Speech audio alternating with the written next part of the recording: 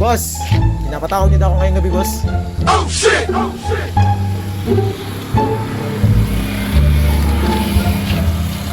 Oo, pinapatawag kita dahil meron kang bagong bibiktimahin. Oh hell! Bibiktimahin na naman ba ako ngayon, boss? Oo, meron bago. Ito yung address at location kung saan mo yung bibirahin. So, paano, boss? Tatawagan na kita pag nakapunta na ako sa location na yun. Oo, sige. I-update mo na lang ako. A few years later. Ikaw.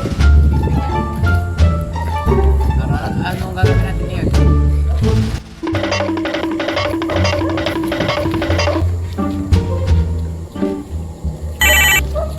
Pero, boss, dito na ako ngayon sa location, boss. Dito na yung tatlo, boss.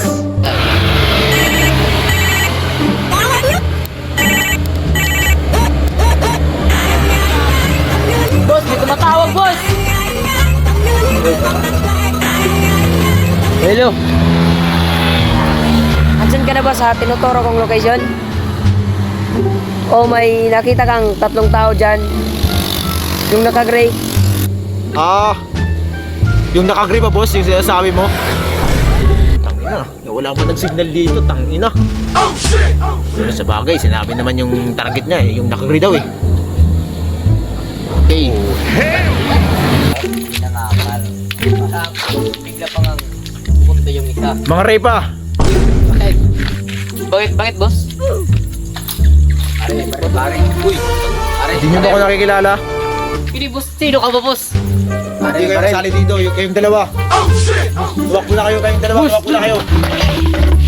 Ito lang yung sinasabi sa akin ni boss na tatargetin. Wala naman ako kasalanan, boss. Makiusap, boss. Pwede natin pag-usapan to, boss. Wala tutusin nga lang, trabaho lang. Boss.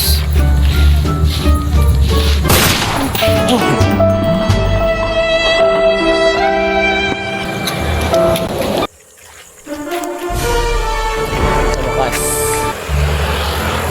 Patay ko na rin yung target. A few years later. Hello? Ba't mo kanina pinatayan ng tawag? Oh shit! Sasalita pa nga ako eh. Napatay ko na yung target na sinasabi mo. Anong sinasabi mong napatay mo na yung target? Yung sinabi ko, yung nagka-gray, yung poprotektahan mo dahil yung tito ko yun! Anak ng teteng. Ito pala yun ni boss, puta.